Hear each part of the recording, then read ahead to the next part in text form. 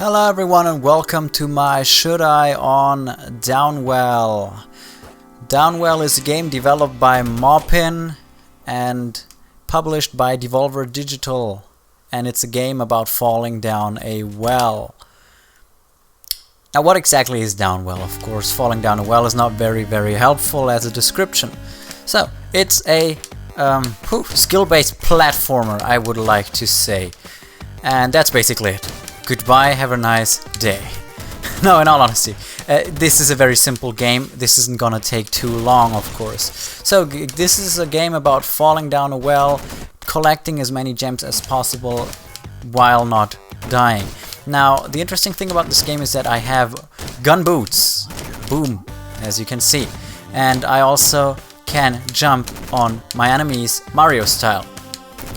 It's nice to know that even almost 30 years after Mario invented this, we still get the chance to jump on enemies' head.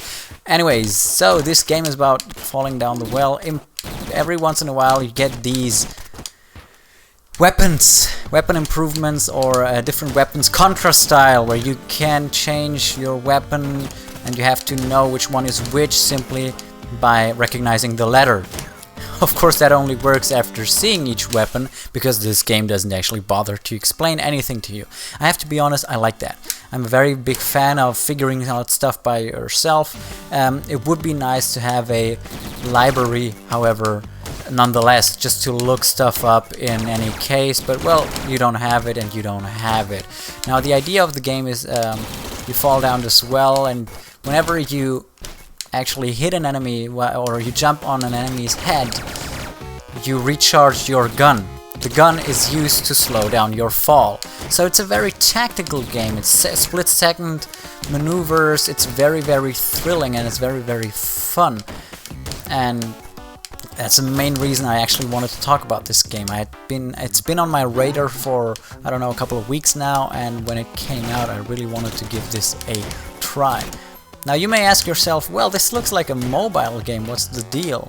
It actually is. This game came out on iOS as well, and you can't actually tell, apart from the graphics and maybe the simplified gameplay. But it's still very fun, and I can only recommend it. It very much reminds me of Luftrausers, another game published by Devolver Digital.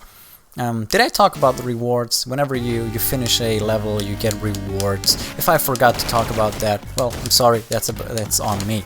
But yeah, this is very much a game that it's based on you reacting fast and reacting correctly. Now, to make the game even harder, I'm gonna freeze time here just for you to give it a look. You see this red guy who's floating towards me. He's one of the enemies that I can't actually jump on. So I lose health when I hit him, which is why I would like to avoid that. Is there a lot more to the game? Honestly, no, there isn't. This is a game I just really wanted to show you guys because like I said before, it was on my radar. I wanted to give it a try, and it's very fun. Now, is it worth your money? This is difficult. This is a very interesting thing. Oh, I got 2 charges as well as. Okay, so this is very difficult to say, is it worth your money, because the game itself is actually very cheap.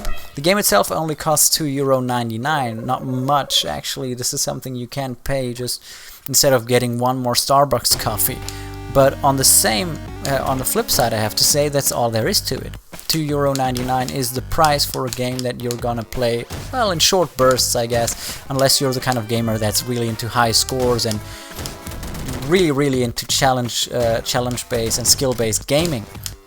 Is that bad? No, I actually like the pricing for this game, because, like I said, that's all there is to it. But on the other hand, the price is all there is to it. You don't pay €10 for this amount of content. And this is another reason I wanted to talk about this game. I've been seeing more and more games, especially these multiplayer 4-people couch co-op or Smash type of games with little to no content apart from, yes, well, maybe fighting, yes, but where you yourself have to, well, make the game. If you get what I mean, you have to make the game interesting. If you're a bad player, you're not gonna have fun with this. If you're a good player, you can have tons of fun with this. And I've been seeing more and more games charging 5 times, maybe up to 6, 7, 8 times the price. So for a €3 game, or your regional equivalent, that's like 5 times the price is €15. 8 times the price is a bit over €20. Now, is that really worth it?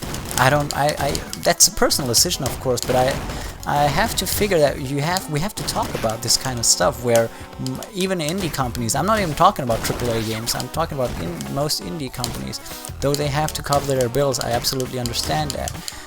I find it unreasonable having seen more and more games recently come out with a very, very simple art style, very, very simple mechanics, and basically charging an arm and a leg for a game that has little more to offer than this.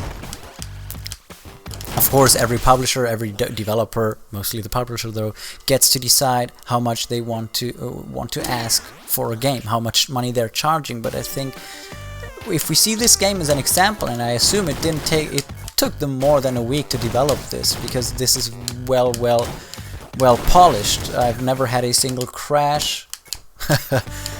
That was not even a pun. I never had any big problems with the game. It works perfectly fine. It is, of course, on the simple side, and I'm even concluding the options and the gameplay itself. But not everything has to be an open world game, you know. And I very much would like to see indie game companies, indie game developers and publishers be more attentive when thinking about pricing models and everything, because very recently I saw a game on I think it was iOS or something, where the developer was it was Battle Station something very, very angry about his game not selling well. Now it came to Steam, or it's supposed to come to Steam, and they're making a Kickstarter for it, where I have to ask myself, is that really necessary? Why can't you do it this way? So maybe I'm naive, maybe I'm not looking at it the right way. Like I said before, everybody has their own idea of how to price their product. This is in the end a product, so this is something that is meant to be bought. But nobody's gonna buy it if the price feels unnecessarily high. Now for this game there's not much more to say. I really can only recommend it, especially considering the price. You're gonna spend a lot of time, if you're skillful enough, you're gonna spend a lot of time on this game. I haven't actually finished it myself. It only consists of 3 sets of worlds. So there are 3 worlds. Yeah, could have said that easier. And each world, I think, is split up into 3 levels. I haven't actually seen the end. To be honest, I haven't actually done that. So, kind of sad, but I'll get there.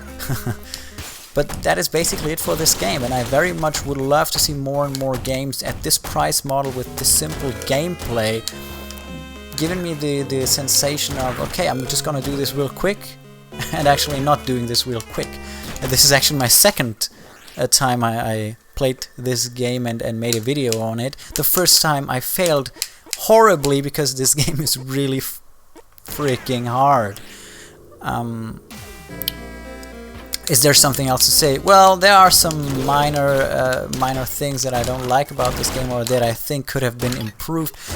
And yes, I'm gonna say that even though I just nagged about the price. But on one hand, the sound engineering is very well done. I really much like the sound, but I would have loved a couple more songs. This is another thing. Palette unlocked. Now I'm gonna show you the different, here we go, palettes. And the thing about the palettes is that you have to unlock them. The issue with the palettes is that some of them, as I explained earlier, there are some enemies that are completely colored in red in this color scheme. Now with the others, of course, the colors switch. It's not red anymore. But with some of these models, with some of these color schemes, to me at least, it feels like you can't actually distinguish these enemies that well. I'm gonna show that to you real quick. Another thing that we have, as I said before, we have different styles in the game. Have I said that before? I think I didn't. So we have different styles of how to play the game. We have different characters, and yeah, they play differently. Not too much. It's minor details. You can read them yourself. I prefer floaty. I don't know why, because it's floaty, I guess.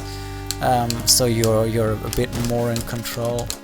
Yeah, I knew there was a triangle jump to this game. I kind of had seen it earlier. So yeah, very nice. I wasn't sure about that, but as you can see, you don't really get anything explained in this game, and again, reminds me a lot of Luftrausers and similar games, where it's all about you figuring out the game by yourself.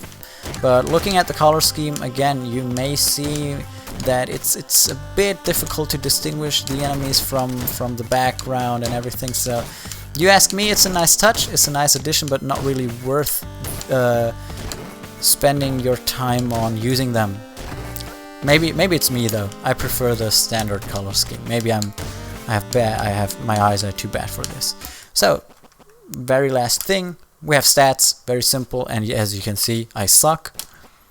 And the other one, this is the options menu, and it's very simplified. As I said before, this game is also out on iOS, so which explains the simplicity of it. But we have a timer, I don't care about this, the volume, music, and display, very basic. You can change the borders, you can change the HUD, simplify it, and full screen off and on. Also change the scale of the game when changing into full screen off modus. That's basically it for Downwell, everybody. Very much recommend this game. As I said before, it's $2.99 or your regional equivalent on Steam. If you're into this kind of game, Twitch-based games, very quick thinking kind of games, give this a try. We should very much try to support these kinds of games. Apart from that, I wish you all a very nice day, a very nice evening, morning, or whatever time you're watching this in, and go out and play some video games. See you guys. Yes, please.